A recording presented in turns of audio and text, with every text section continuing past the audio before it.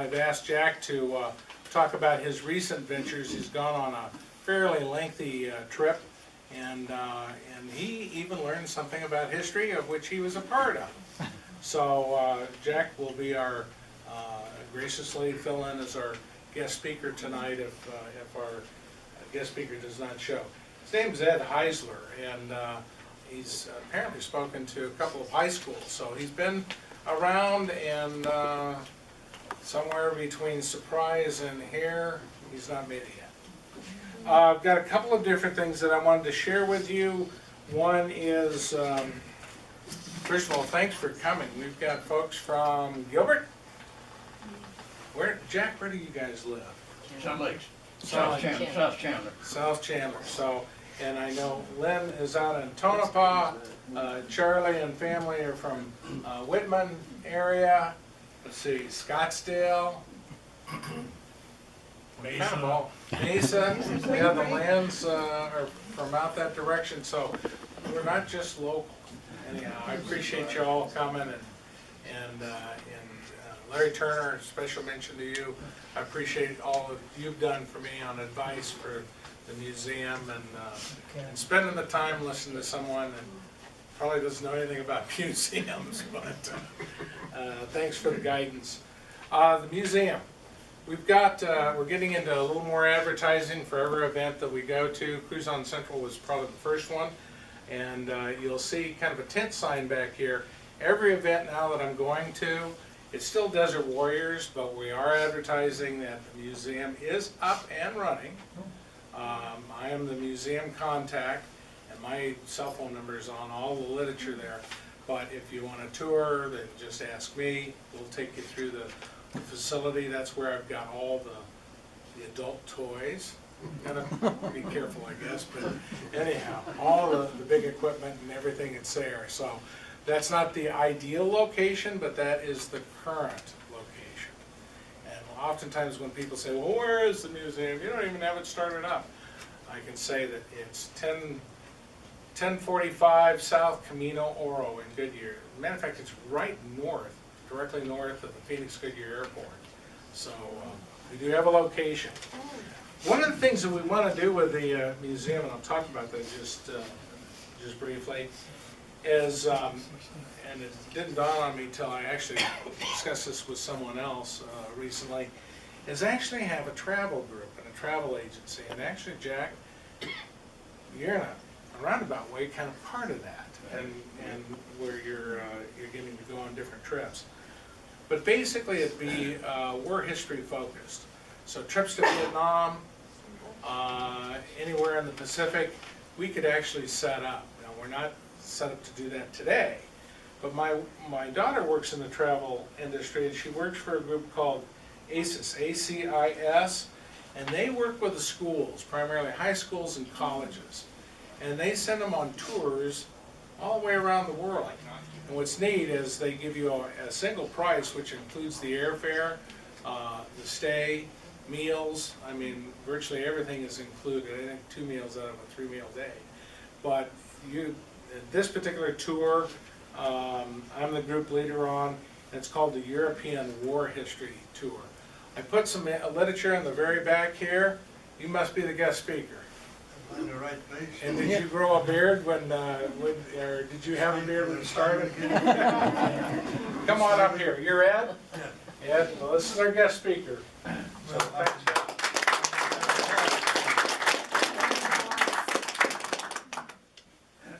Go ahead and have a seat. Make yourself comfortable. I'll stand up. Okay. So anyhow, she's been doing this now for well over a year, and I said, well, Tricia, do you have something that that your group puts on that we could be a part of? And she said, sure. We've got basically a Europe battle tour, and it takes you from the D-Day beaches in Normandy all the way through to Berlin, and I think the last concentration camp, I want to say it's Bergen-Belsen. No, Buchenwald. Buchenwald, I guess is how it's pronounced. And that was on the German side. Would that be right, Ed? Yeah, that's in Germany. Yeah. So anyhow, there's just a number of things, Bastogne, where the essentially the Battle of the Bulge was held. So if you have any interest at all, please let me know and pick up the literature there in the back. If you've got someone like your wife or your husband that wants to go on the trip, there is a $300 discount on the fees that are quoted in there. I think it says something, but it didn't have the dollar amount on it. Before we get to Ed's presentation, Jack, if you'll talk to us a little bit about your new book. Okay, thank you, Bill. Use this. Okay, can everyone hear me? Yep. Yes. Yes, sir. As Bill has said here, I've written a book. I'd like to get your feedback on it and tell me you enjoyed it. Just a bit of history.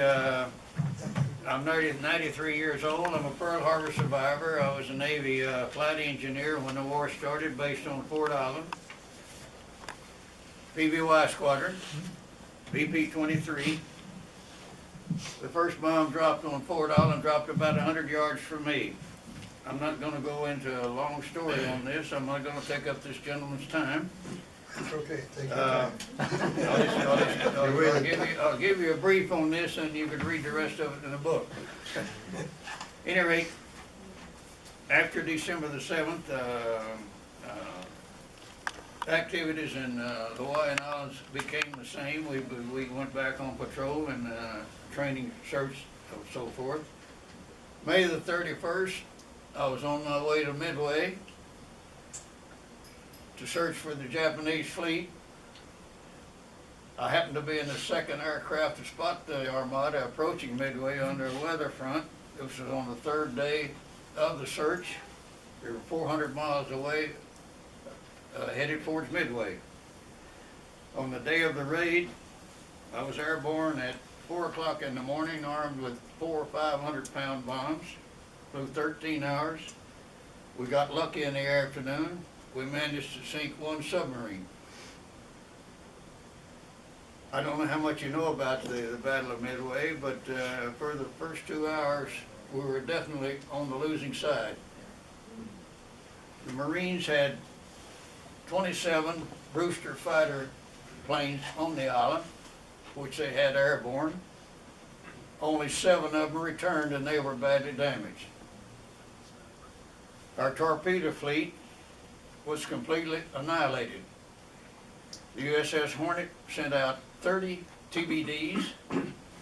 Only 1 plane returned, instant gay.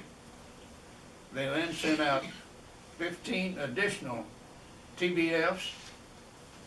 4 of those returned. Out of 45 torpedo planes, we lost 40. But this was the time when the tide was about to turn. We had airborne 3 squadrons of Douglas dive bombers, led by Lieutenant Commander Wade McCluskey. They'd been airborne for 2 hours, running low on fuel. He says, "We'll press on."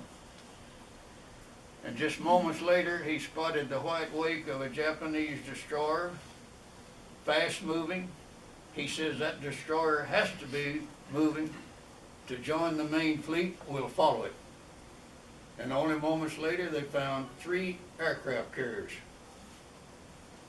Diving from 20,000 feet, they inflicted sufficient damage to sink all 3 carriers. They were aided by 2 things. Admiral Nagumo had received information that damage to Midway proper was slight. He said, "We'll rearm with bombs and go back to the island." Yamamoto said, "No, we'll arm with torpedoes and go after their fleet." While they were moving bombs and installing torpedoes, that's when our dive bombers hit. Also, secondly, the Japanese fighters were at low altitude protecting their own ships against our torpedo planes. So it was a moment of sheer luck. Later in the day, Admiral Spruance called Admiral Nimitz and he says, "Admiral, we've had a great day. We sunk 3 carriers. Do you think that's enough? He said, hell no, I want the 4th one. Later that day, the Hero was found. It was also sunk. Late in the afternoon, we had lost all contact with Midway. We didn't know if we still controlled the island or the Japanese had it. We had 2 options. We could take a chance on returning to Midway, or we could drop our bombs and set down at sea. We dropped our 2 remaining bombs unarmed, set down at sea, drifted all night. I took a sleeping bag, climbed on top of the wing, tied myself to an antenna, and spent the night. At sunup, we finally received radio communication with Midway, and we learned that there was a destroyer at the French frigate Shoals loaded with aviation fuel.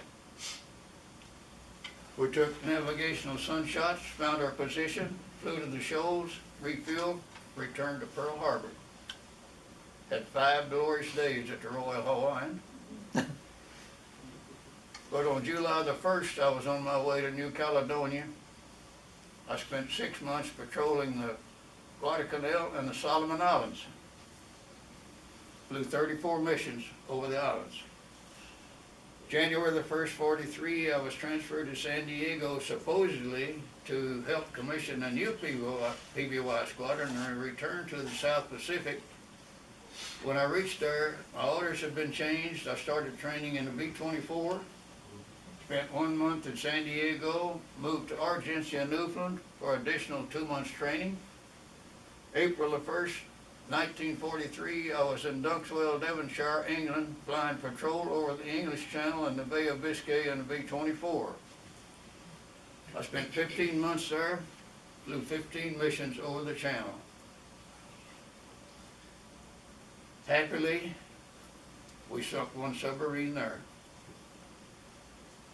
I was transferred back to Chincoteague, Virginia in June of 1944, and I won't go into all of this the rest of my non-combative career, but I'll turn it over to this gentleman here, and we'd like to hear his story. I'd like to hear it too. Thank you, Jack.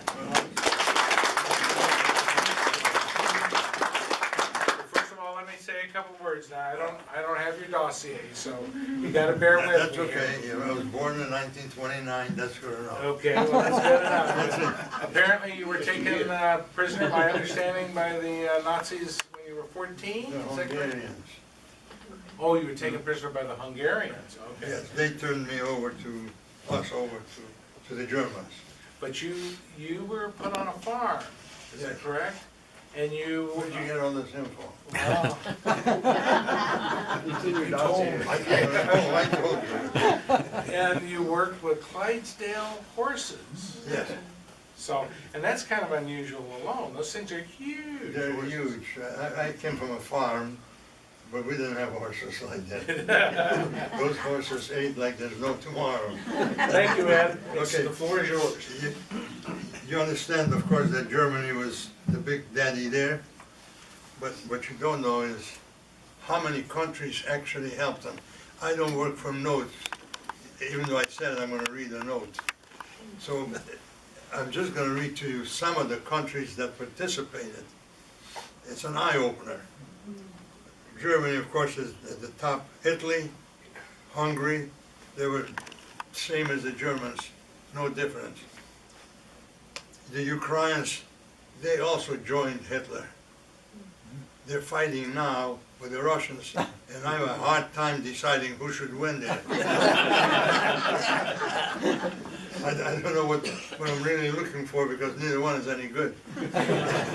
Slovakia, which is part of Czechoslovakia, they thought that was their day to break away from the republic, from the country. So they joined Romania, and Romania provided them with oil. It's the only European country that has oil, and that's what the Germans really needed. And here comes a couple more. Herzegovina, Kosovo, you heard about those, I'm sure.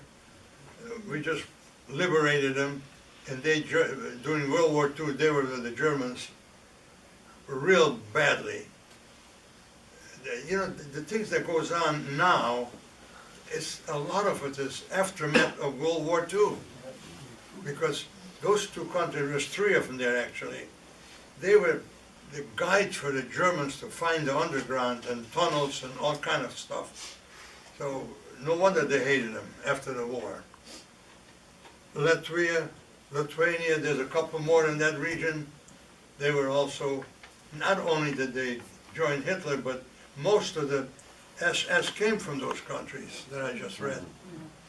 There was no German SS in where I was. Only the officers were German. The rest of them came from all over the world. In case you wonder what kind of people are this ISIS or something, it's the same kind of people. They're around. I mean, you think young men joined to go and fight with them. It's the same mentality. There's nothing new here. Okay, the oil countries in the Middle East, they were with Hitler 100%. The Mufti of Jerusalem, that means the mayor, even had an office in Berlin during World War II. That's how close they were. Of course, they wanted their oil. And I got a real nice word to say for the Swiss too, aligned with anybody. But when Germany couldn't buy war material, the Swiss could buy it and sell it to them and make a fortune. It makes you can turn your stomach what was going on. There's more countries than that, but this is all I could find. All right, I was born in 1929. That makes me 85 now. This gentleman, of course, I was listening to you, good memory there. But I'll tell you what the memory is. If you live through it, you remember it. That goes for the soldiers that come home. They'll never forget it.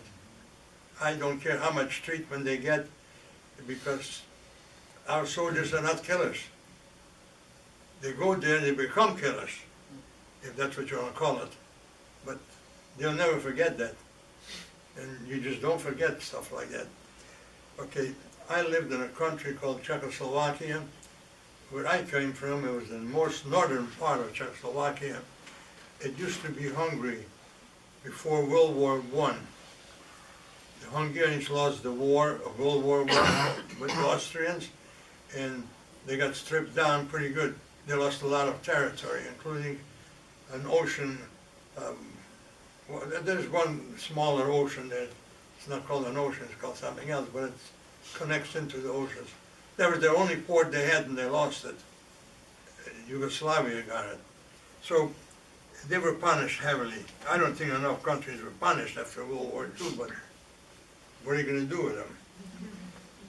It was 1939 when the war started, and I remember it as vague as it would be there right now.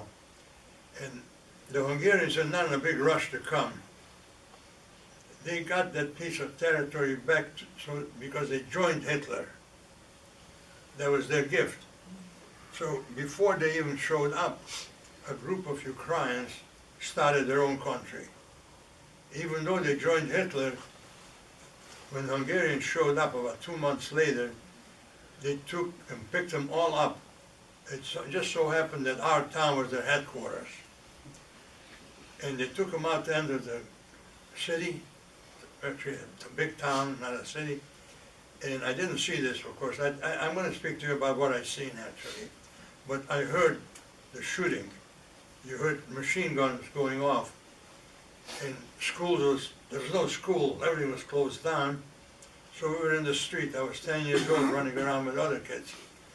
And all of a sudden you look around and there's 2 or 3 wagons loaded with bodies coming through the main street, blood dripping. That's what took place. They took them out there and killed them all. And I think there was nothing more than a show of force, because they didn't have to take them to the other end of town to bury them. They could have buried them any place. They just went through the whole town. And actually I attended a Ukrainian school, because predominantly the people who lived in that particular part were Ukrainians. And the Czech country provided school for them. And my father owned a school building, so I went to that school because they were always recruiting people. My father was a carpenter, a builder, a farmer, and whatever else came along, he was there to do it. I can't even believe all the things he could do. We were 10 children, nobody ever went hungry in our house. Just that simple. I come from an area where if you provided food for your family, you already accomplished something. It's entirely a different world. No electricity, no telephones, yet people lived somehow.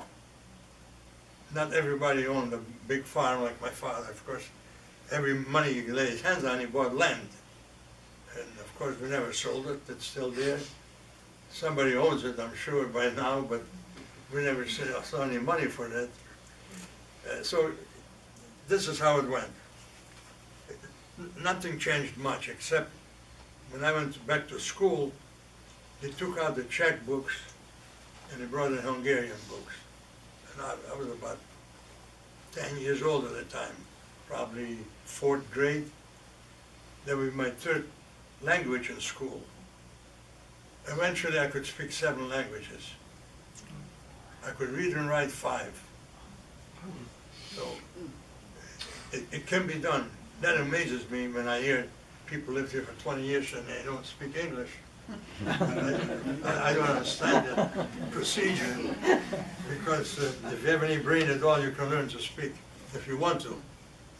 It's just that simple. I don't know how they live like that. I lived in France a year, I spoke French. Didn't need an interpreter. Of course, I was much younger than I am now, so I could learn. Right now, nothing seems to stick in my head anymore. But I don't remember what I ate for breakfast, but I'm going to tell you, my life laid out from one end to the other. Somebody introduced me as, I'm going to tell a story. I said, no, I'm going to tell you my life, that I'm going to lay it out for you, and you can do with it whatever you like, I don't care. So anyway, so that's the big change. The next thing happened was I was kicked out of Boy Scouts because I'm Jewish. My brother Jack was older than me. He couldn't continue. He was enrolled in the university. He couldn't go there anymore. They wouldn't let him in. My brother David was attending it, and he got thrown out. So you could see this was starting to escalate some, and it just kept escalating. At some point, the Hungarian Nazis showed up. They called them Mullers. That's a Hungarian name. They were just as vicious as the Germans. You heard about the Blue Danube? They used to line up people, shoot them, and they fall in the river, and they used to call it the Red Danube at that time. It was just brutality from every corner there was. Hitler could have never accomplished this without that list I gave you. Never. Never in a million years. But he sure got enough help. It was 1942 when we had to start wearing a yellow star. This is a picture. That's my father, the tall one in the middle. You could see the star. It's not in color, so. This picture came out of this book. A young woman found him in Germany. She was liberated there, and she was looking for food, looking for whatever. And she came across pictures, she recognized the people, she scooped up the pictures. So they showed up in town, and they would find some old guy with a beard, and they cut it off for him and all kind of stuff like that. They ran into my father one time, and my father was not going to stand still. He's not used to taking orders like that. So when he started coming towards him, he always used the cane. Don't ask me what for, I couldn't keep up with him. He was 66, he moved. He turned over had a pretty big knot on it. Turned it over so the guy backed off. Maybe if enough people turned on him, maybe a few more would have backed off, but he wanted to know who the crazy man was. So this is the kind of stuff that happened. 43, my father was probably the only employer who employed 25, 30 people. Not every day, but they worked in the farm. Of course, not in the winter. And in 1943, he was not allowed to hire anybody unless they were Jewish. Well, there was not enough Jewish people who worked farms. So 500-acre farm was sitting almost empty. My brother Jack and David were working it, just enough to grow for us. But when you think about it, we grow a lot of food in 500 acres. The war is on, food shortages begin, and they don't let us grow food. I mean, if we grew it, they would have taken it away anyway, as far as that goes. But there was no rhyme or reason to a lot of this stuff. You were there and you know there was no rhyme or reason. People wouldn't stop fighting. The war is ending, but they wouldn't stop fighting. It was the same where I was. They fought to the end, they're doing the same thing. It was sometimes about this time of the year when I landed in a place called Birkenau. First we went to a ghetto, and it was, our part of Czechoslovakia was in the foothills of the Carpathian Mountains, huge mountains. The snow was as high as telephone poles. So the winters were long, and you really need to hustle to put the seeds in, because if you didn't put them in early enough, you never had anything. So, but my father knew when. That's all there was to it. He just never stopped. So that's what happened to the farm. It was 1944 when they picked us up and took us down to the temple, and from there to the train. They told us to bring food. Can you hear me in the back, by the way? Yeah, good. I don't want to just talk to myself. I heard this story before. All right. Wait a minute, it's not a story. I just told you it was not a story. I gotta watch what I say. So they told us to bring food for 2 weeks and bring whatever else you need, up to 50 pounds each. There was Jack, myself, and my mother, my father, and my sister Miriam. David and my mother Mandy, David was drafted into the Hungarian army.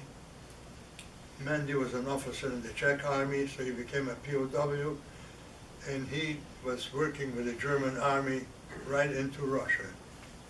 And David worked with the Hungarian army, whatever they were doing, I don't know. But both of them spent over 5 years in those camps. I have no idea how they survived, because I didn't have far to go when I was liberated, so I had, with 5.5 years, I have to think that the army fed them a little better than they fed us. So we arrived in a place called Birkenau. Everybody heard of Auschwitz. There was nothing there, by the way. It used to be a Polish army camp. There was a hospital there, but we didn't go to the hospitals. I'll cover that in a little while. I just want to lay it out for you. The main thing that was over there was the kitchens and also warehousing. There was about 20, 30 brick barracks. Each one was a warehouse, the bottom floor. And there was everything there anybody could ever imagine. So why Auschwitz became the big deal, I have no idea. I have a problem with that, by the way. Anytime I hear somebody say that, I know it's not true. And people who go out speaking in schools have the business of being true and not talk about something that doesn't exist. But that camp was so tightly closed down, they had a wall about 8, 10 feet high. In front of the wall was electrified, and I figured it out later on what it was. There was a Dr. Mengele. Everybody heard of him. Yeah. I choke on the word doctor, by the way, but he was a doctor, I guess. And that's where he did his experiments. And that's why it was so secret. I've been to Auschwitz along the way many, many times because I was driving horses. And we went there to pick up the food. By the way, the food consisted of one slice of bread and black coffee for breakfast. Excuse me, man. I'm gonna have to do this from time to time. I live in Arizona. Has nothing to do with my age.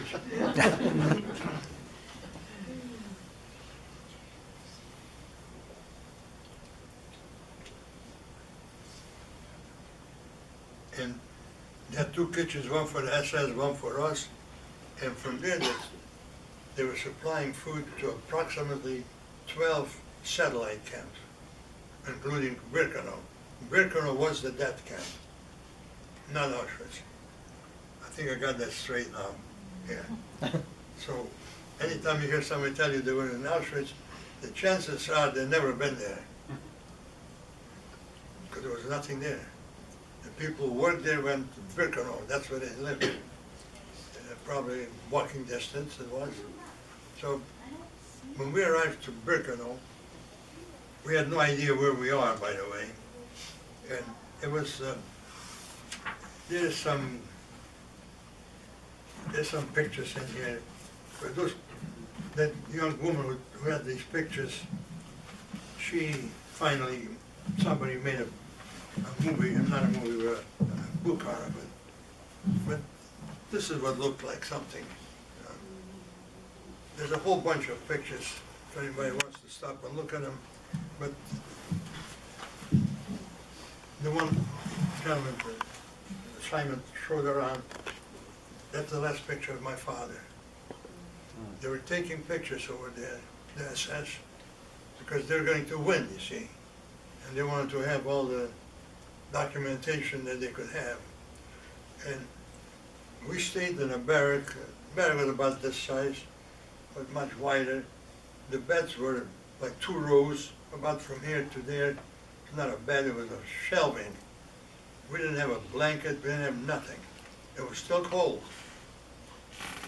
But that was not the worst thing, the cold. Food was coming today, but tomorrow they didn't show up. Every other day or something like that, sometimes 2 days in a row. And we did have running water, so everybody had water anyway. They lined us up and they tattooed us. I kind of forget it already, so I have to read it. It's A10123. My brother Jack was 22. We were together. I was 14, he was about 19 and a half. I practically held on to his pocket when he walked. Right now, 14-year-olds, they think they know everything. And I probably thought the same thing too until I arrived there, but I knew nothing. So the only reason I know this, not because I had a calendar, because I had nothing. I had a harmonica that took that away from me too. So that's not the worst thing that happened to me ever. But it's in an encyclopedia, the number, like say 1,000 to 2,000 was tattooed May the 31st. After we were tattooed, they came looking for people who came from farm. Jack said, he was kind of in charge. He said, we should volunteer because we should not getting much food here, and there's food on a farm. And we went. I went to work with horses, not as a driver. I had a job title, Scheißmeister. I cleaned up after the horses. But I had a job title. And I met a second cousin I never met before. They lived out of town. He has the exact name like mine, named after the same grandfather, I guess.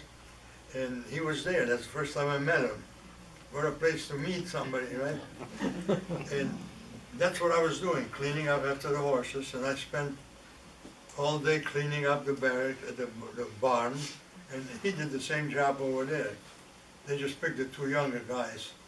Somehow I slipped by because all my friends from school, not a one came back besides me. They were shorter. I was almost as tall as I am now, maybe an inch or 2 shorter. So they didn't pay much attention, they just saw somebody size of a man, and I went. And that's really the beginning of the saving me. Just luck. It's nothing more than luck. People ask me, how did you do it? I said, mostly luck. There is no formula for this, because most people didn't make it. So, the thing about working with the horses was, you probably don't know, but horses eat. So they get carrots, sometimes they get apples, sometimes beets, sometimes who knows what. Whatever they ate, I ate. There was only one SS Oberscharführer, that's a high officer. He was in charge of both of the barns. This guy knew the horses by name. Just unbelievable. You have to admire something like that. One time, when I was driving, I had the horses reversed.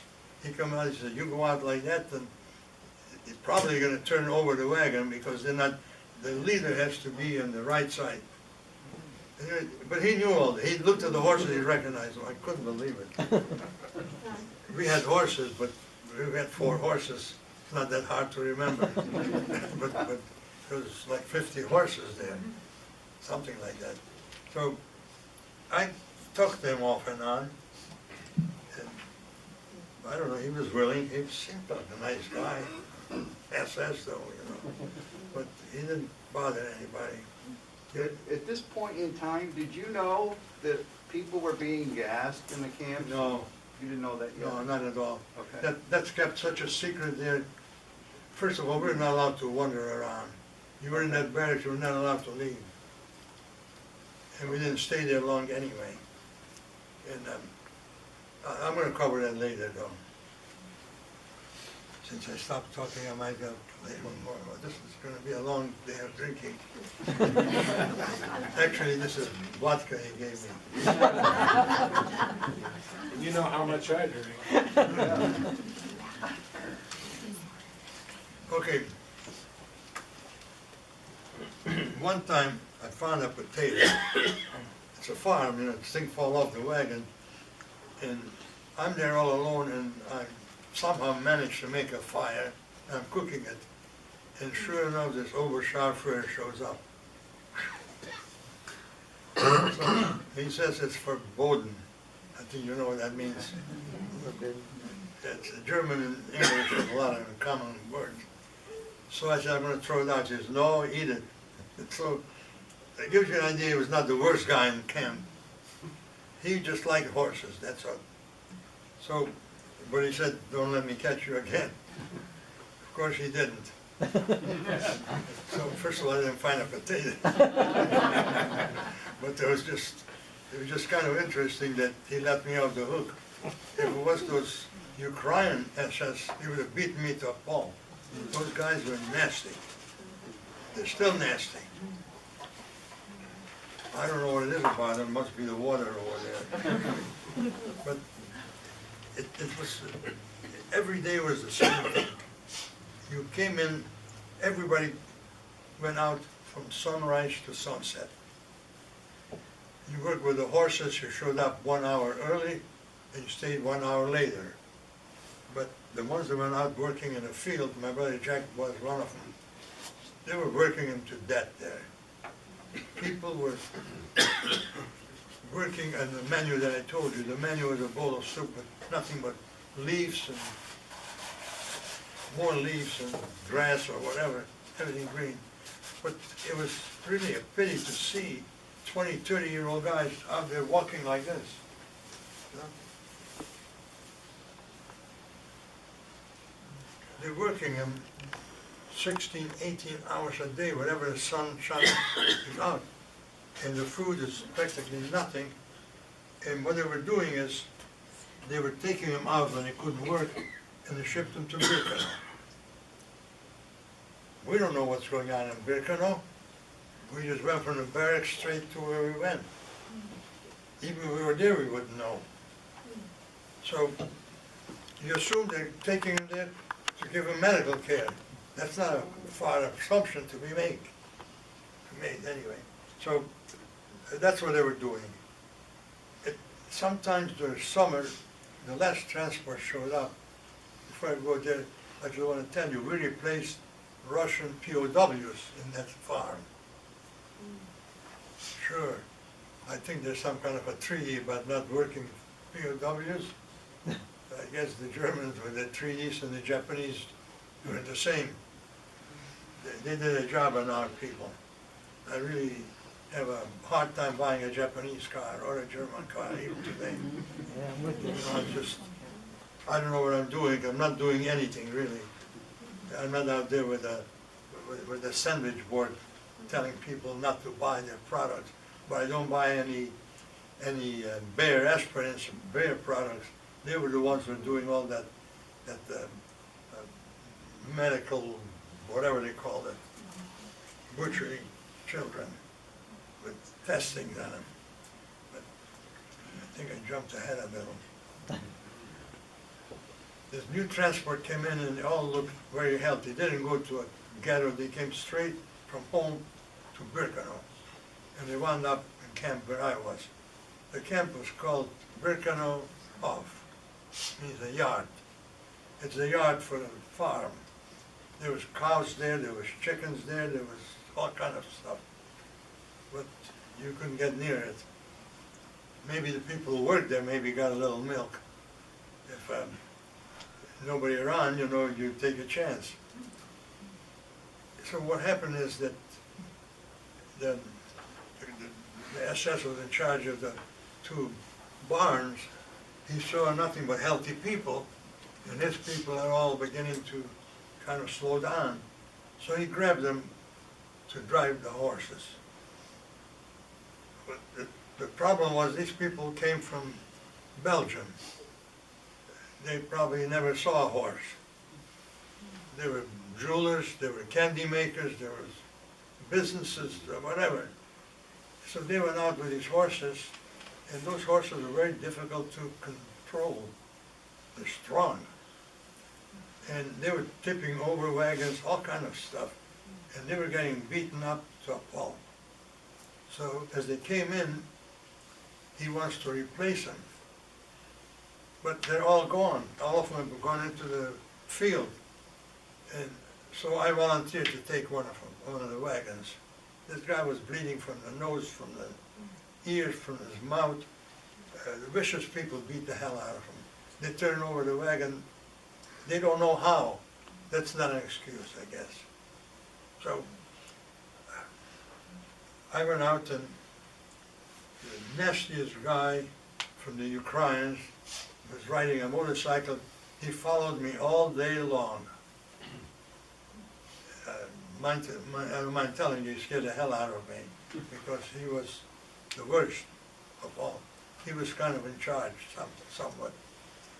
And when we came back, he followed me back and went over there and told him to double my rations. He was kind of impressed that I could handle horses. I'm sure I could handle horses. Not those horses good, but I knew how to deal with horses, just like you knew how to drive a car before you had a license. It's the same deal. So we got an extra bowl of soup, an extra slice of bread. I used to smuggle foods for Jack. Maybe a couple carrots in the pocket. It shouldn't bulge. Or if it was an apple, I would eat a half of it, put it in my pocket. And then I could take another one and eat another half too. The horse didn't mind. I didn't ask him, of course. But sometimes I chewed on oats. It didn't matter what it was. When I was driving the wagon, we were hauling vegetables. So it was always 3 wagons, 1 SS in the back. There was one there who came from Austria. He showed up as a regular army guy, and they dressed him up in SS uniform. And you heard the expression, it's the clothing that makes the man. This guy put on SS uniform, he was still a nice guy. And didn't do nothing to him. In many instances, he would always put his, he picked on me to go with him a lot of times, but not always, because somebody, whoever was first can get to whoever they want. But he would bring in his lunch in a little leather case hanging up on the horse. He would tell me, I'm not eating my lunch today, throw it out. Well, he's not gonna tell me to eat it because he's not allowed to do that. Right. You can't feed the birds, you know, or to get food in the zoo, they don't like you to do that. So I took it out from my pocket and ate half and half went for Jack. I wish I could have brought more for anybody else, but there's no way. We were hauling so much Brussels sprouts. And you just reach in the back and take out Brussels sprouts. He's in the back, 3 wagons. He can't watch everything. I got so sick of that stuff. I got sick of it when I was liberated. I didn't want to touch it ever again. It's little cabbage, that's all it is. There's nothing wrong with it. And sometimes there was tomatoes, sometimes it was whatever. They grew everything. So that's how it was going. But they're looking for drivers, and I told you I knew the guy fairly well already, that Oberscharfer. I told him my brother Jack is out there in the field, and he's the real horseman, because he was driving the horses when we couldn't hire people. He sent out a messenger to get him, and I know for a fact that he couldn't have lasted out the summer, because nobody was lasting out the summer. They were getting replaced constantly, and that saved them.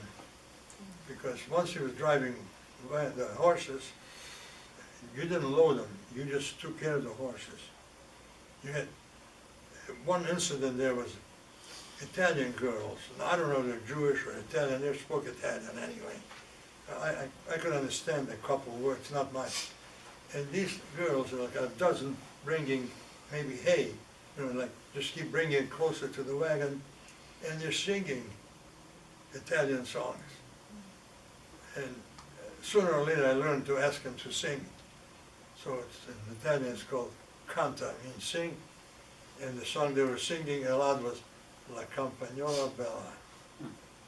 When I was liberated, I got my, didn't get back the harmonica, but I played that song maybe 1,000 times by now. Those girls were, you have no idea the kind of a pickup you get in music. It's just, you probably do know. When I took basic training with 82nd Airborne Division, and when we came back from a hike, 35 miles, we were going to be going by passing review, but everybody was walking like this, with a 70-pound full field pack, including the rifle. Because we didn't have any bullets, we had rifles. Just like the people in Hawaii didn't have any bullets. I knew a guy that came from there, I was stationed with him. So, it just, that's how, you know, these things are hard to believe, I know that.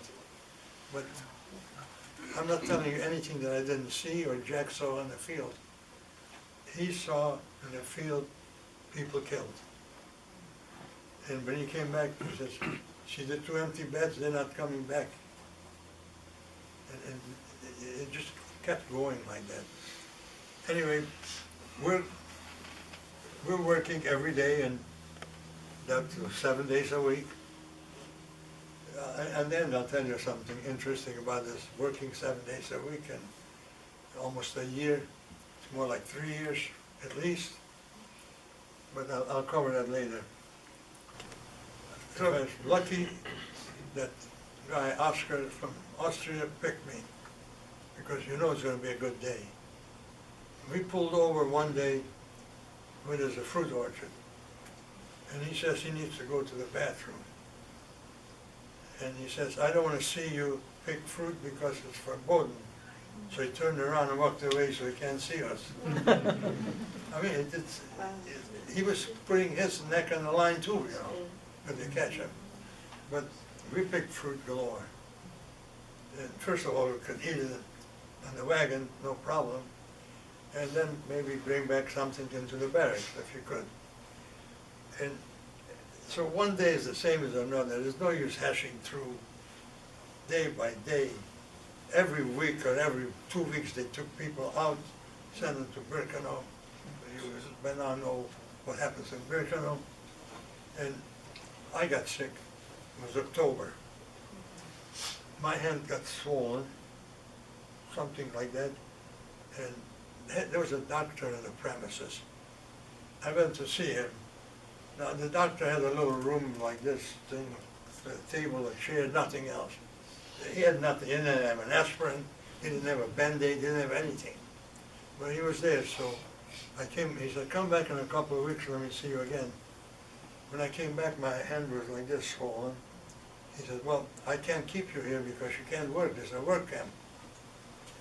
So he says, tomorrow morning, you're gonna be leaving.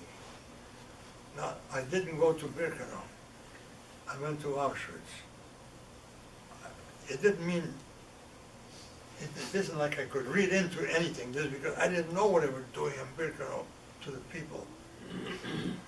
But what happened was, you could hear artillery firing, and they opened up the hospital.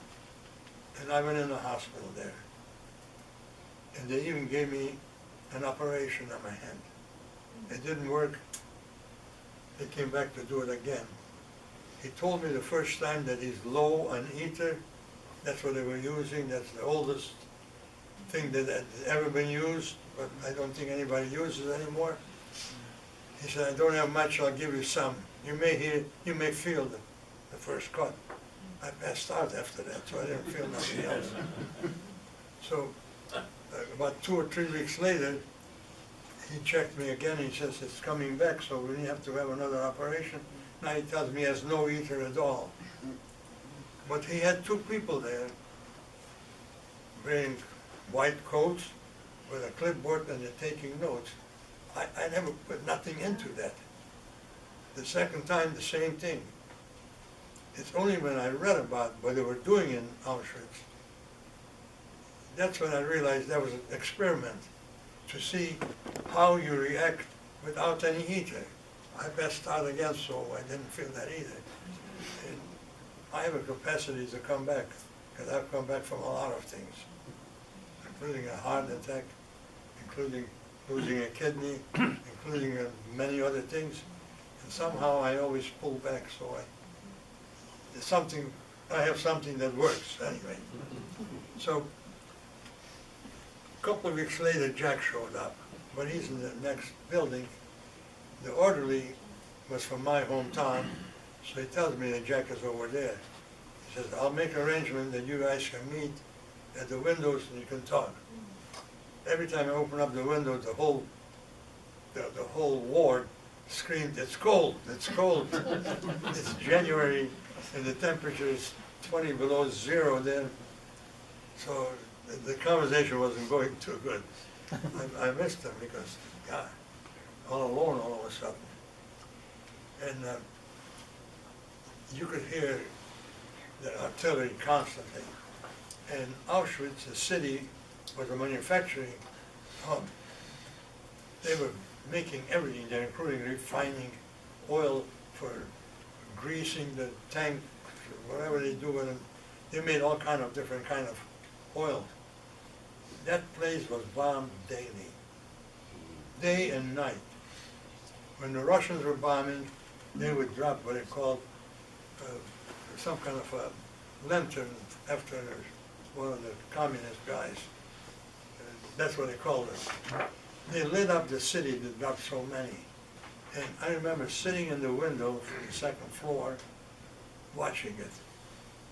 I really enjoyed it. I mean, I really enjoyed that. Finally, somebody's doing something. And they knew exactly what the place was. Because when they got through bombing, they flew over the camp and just flew along the side. Every place there was a tower, they just machine gunned it. So if the guard didn't run away, he was done for. And that happened almost daily. Just constant bombing and constant coming over there and killing if they could. And we're still there, and food is the same, what I laid out to you. Let's see. I don't want to keep you here forever, but anyway, it's, at some point, we don't see any more SS guys coming through. They used to come through and look and see if there's anybody who looks like they can go back to work or something.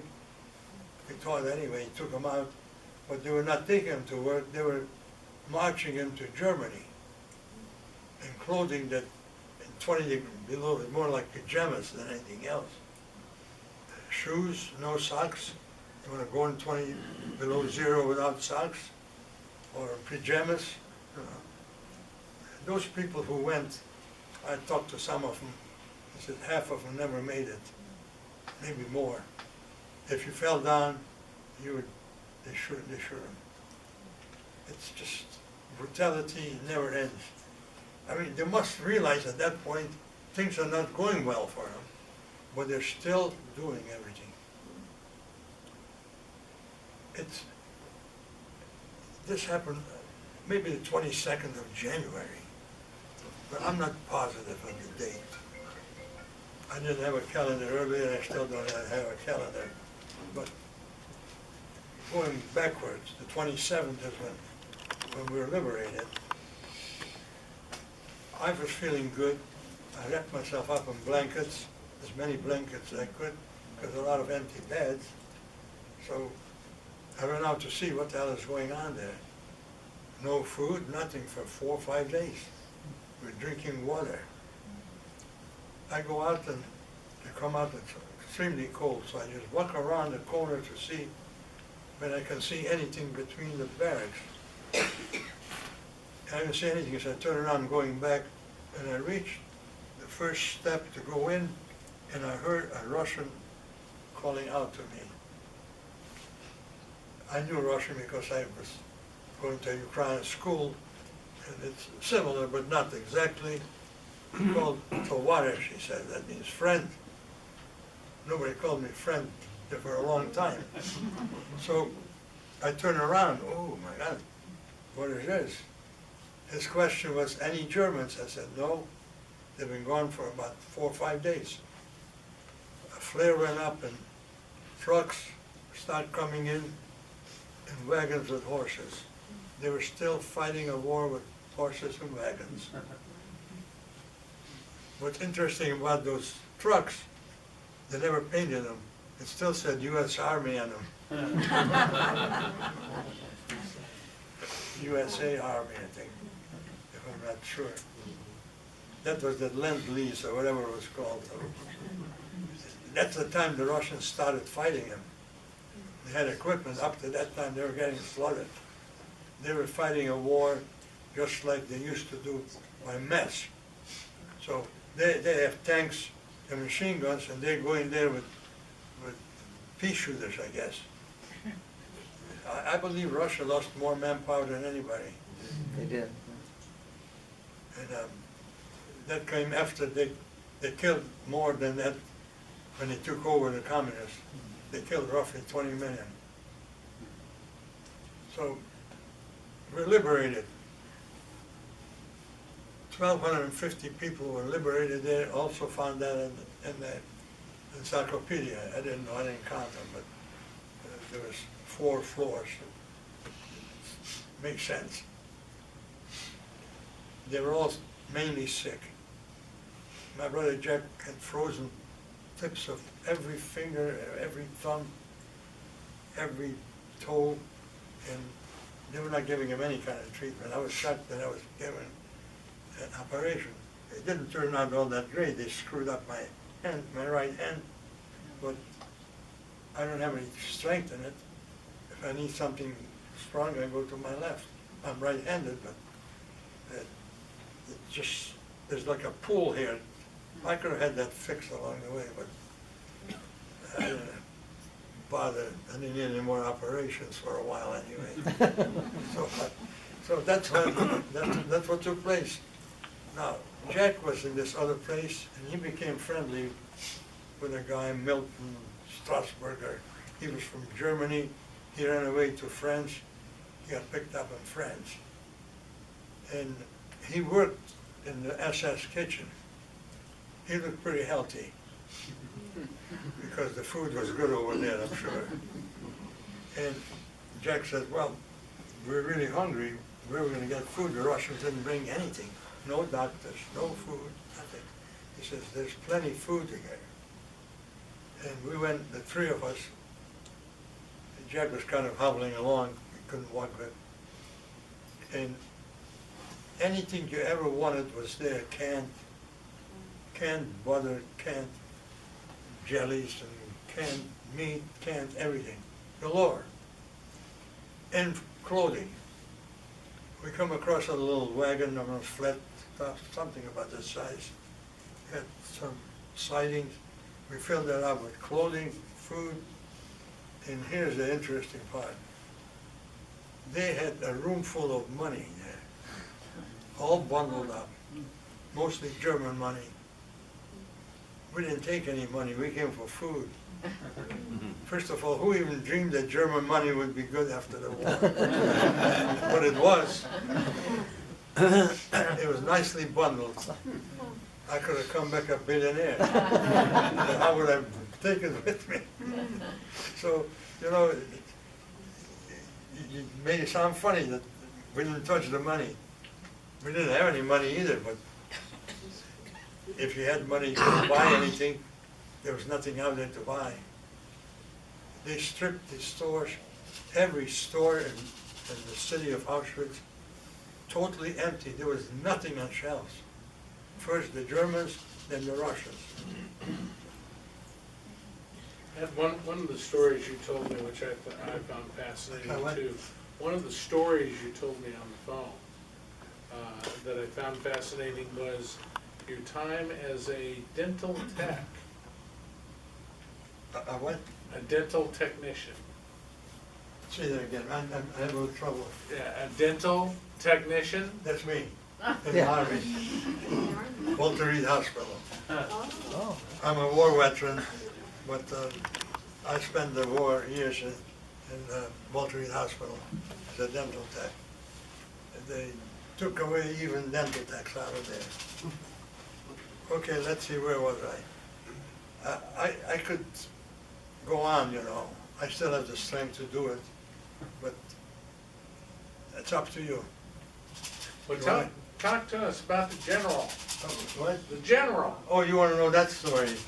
Yeah, I made a set of teeth for Omar Bradley. What happened was, he was a 4-star general at the time. What happened was, the colonel, the dentist, he wanted to make him teeth like nobody ever had before. So there was some new material, and I remember being in Fort Bragg, working in the dental clinic there, and we couldn't get a grinding stone. It took months. But in Walter Reed, anything you wanted to, if they didn't have it in the supply room, they ordered it from downtown. So he ordered equipment to make, for Omar Bradley teeth, it was called Luxine. Somehow something sticks in my head like that. It was weird. Nobody's ever used it. So there was a tech sergeant there. He's the one who was in Hawaii. He was in the Air Corps. He says, we were flying, we didn't have any ammunition in our guns. We could have maybe done some damage, but they were flying around with nothing. So anyway, the guy did all he could, and they didn't fit. So he still wants to make him a set of teeth like nobody had, and he had full upper and lower. His bite was like that, way out. If you see a picture of him, you would see that.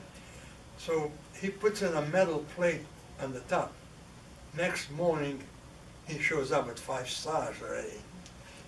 And he's waiting for us to open up. He could have probably sent somebody over and said, open it up. He said he took a drink of hot coffee and he thought he was going to go to the ceiling. A conductor. Oh. So out comes the colonel with his little box, and he took an impression and he's heading to me. And I said to him, sir, I don't know how to make special teeth. He said, make him a set of teeth so we can get him out of here, like it was his fault. He's the one who screwed around with him. You know, And so I said, okay, I'll make them. So I'll have them ready this afternoon. He said, not so fast, he says. He brings out a picture of him, and he wants his teeth to look like his teeth looked when he graduated West Point. All right, that's a different deal. Instead of spending maybe half an hour to set up the teeth, or 20 minutes, and do other things in between. So I have to grind in every little nick, and if the tooth was crooked, I have to put it in there crooked. It took me 2 days. And I knew already the trouble he's gone through, so I really worked on him. I cleaned him up so the dentist just pop him in his mouth, that's all. We had equipment to check that. So it popped in and fitted, and now he wants to come and thank me for it. So he comes in the lab. I see him coming towards me, and I jump up, of course, I salute him, and he goes to me like that, sit down. I walks over, we shake hands, and thank you, he says, they worked real good. And besides, don't ever salute anybody who comes through this lab. You're working, they're coming on a sightseeing tour, he said. And, nice man, really. And, but I made one mistake, I didn't ask him to autograph that picture. I was totally I was in shock anyway when he came in. How many people ever seen a 5-star general in the Army? They're never around any place, they're playing golf, right? Colonels do that too, by the way. All right, he liked that story. I thought maybe you'd like to hear it too. But it was a nice place to work. I was the only one who worked in the lab who lived on the base. The rest of them all were off base. They decided they wanted to be opening up on Saturday morning. And they looked for a volunteer. I said, well, if I work Saturday morning, do I get another day off? Absolutely. I said, then I'm the guy. So I volunteered. And in the middle of the night, they used to come and look for me, because whenever the Marines and the infantry guys got together in town, there's going to be some broken jaws. Because the two of them have to defend their units to the hill. So I would go in the middle of the night and make a splint, out of the same material. You can't just go and buy them in a drugstore, you know. And anytime I did that, they gave me a day off. So I had a pretty good job over there while the guys were fighting in Korea. But, what was going on in Walter Reed was unbelievable. Young men in wheelchairs, leg missing, 2 legs missing, an arm missing. One guy shot in the face. I made him a set of teeth. It didn't fit because by the time he got him, everything was moving around. So I told the colonel, bring him in the morning and I'll have him on for lunch and he can go and eat.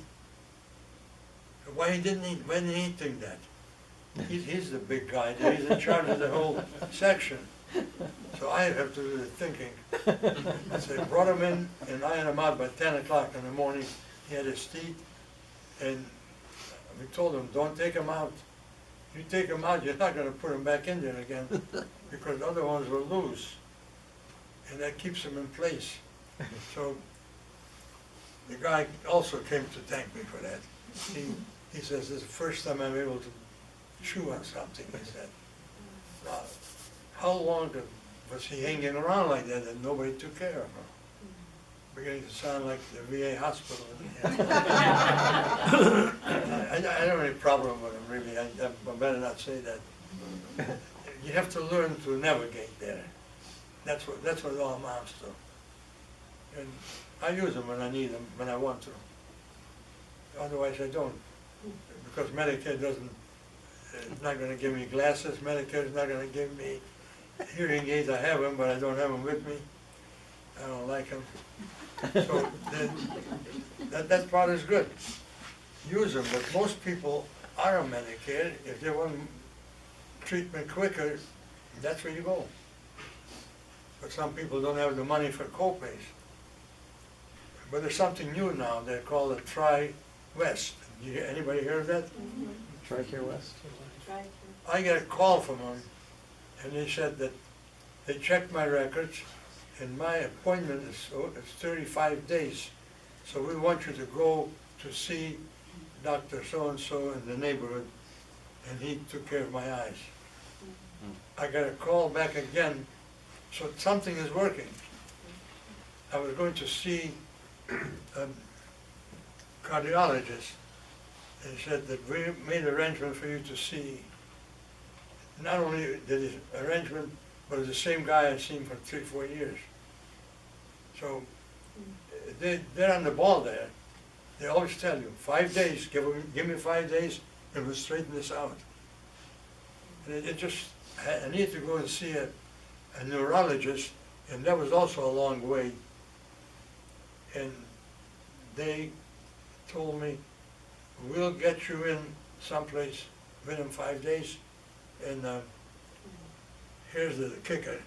I get a call the 5th day from the neurology clinic, and they said, when can you come in? I said, when do you want me to come in? How about tomorrow? He said, you can come at 8, 11, or 3. Now, I called 2-3 weeks ago and didn't have any openings. All of a sudden they had openings. I guess some pressure is being put on by that outfit. And so there's something to look forward to anyway. If you can handle more, I'll give you a few more something. If not, Let's, Ed, if we could allow for some questions at this point, because. yes, you could do that, but I tell you what, I have something here Sure. that covers going home. Oh, sure, okay. Now, everybody can get this off the internet. Oh, And my computer is not working, so I can't print them. If I give it to you, I won't have any more. So if you go to, it's a Jewish newspaper. I wrote this for them, but they never printed it. They never put it in print, they put it in on the website. But I sent it out to a different magazine and they printed it. And the roof caved in on me, phone calls from all over. I might get the desk to do that So, for me. all right, let's go for some questions. I'll come a little closer. I have bad ear from there, by the way. Well, you said you had 10, Oh, they're gonna put- 10 siblings. She's gonna try to get it printed. Yeah, all right. You Yeah, had sure. 10 siblings, how many survived the war? Okay, let me put that out then. My brother Mandy died, not in the German camp. He died after the Germans ran away and the Russians ran over him. And they put him in a work camp and that's where he died. Okay. David came home, he had typhoid fever. He beat it without the medication. He came home, not a hair on his head, young guy. And Miriam came also home, and Jack and I came home together. And Miriam died after the war. She was in bad shape from the whole incident. She stayed in a lot longer than I did. And I had 3 sisters and a brother in this country from before the war. My brother Bernie went through the war through Africa, wound up in Marseille, and Bernie was one of those really good guys. Every night they threw out food, and Marseille people were hungry. He was the mess sergeant, so he went to see the captain who was in charge. He says, we're throwing away food and there's people hungry in town. He says, so what do you want to do about it? He says, who's going to do it? He says, I'll do it. Now he's the mess sergeant. They all work there. Believe me, they'll go with him. So every night they took out food to an inn, and people came with their own dishes and took it. You know, Bernie did stuff like that. When you read that, you'll read about Bernie. Bernie came and found us. He came looking for us. So anybody have any questions that I can't answer? Well, Don, I've got something for you. If not, we're going to talk about the Yankees. I used to be a Yankee fan. Oh, I'm no longer a fan of any sports because they all become ridiculous. Well, Ed, I'd like to present this to you. This is a token of our appreciation for you coming and speaking to us tonight. And that's an eagle, right? And it's on Eagle. And in German it's called Adler. And my friend's name was Adler. And whose name is on there? Thank you very much. You're welcome. Thank you.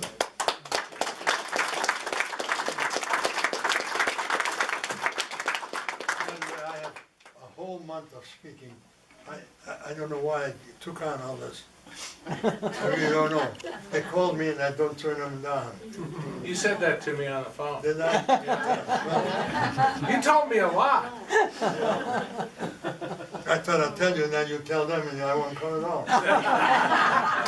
Well, we were wondering there for a while.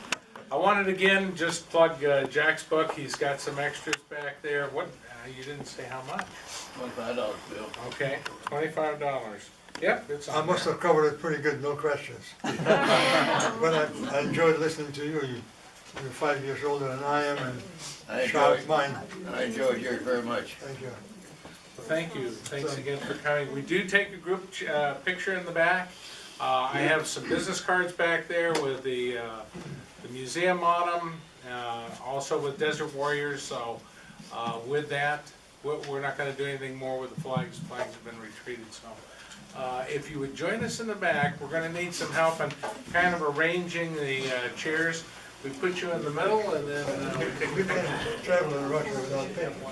Oh yeah. And they're occupied in there, so it's in Polish and Russian. That's your Essentially, name, yeah. essentially, it was to give us help along the way.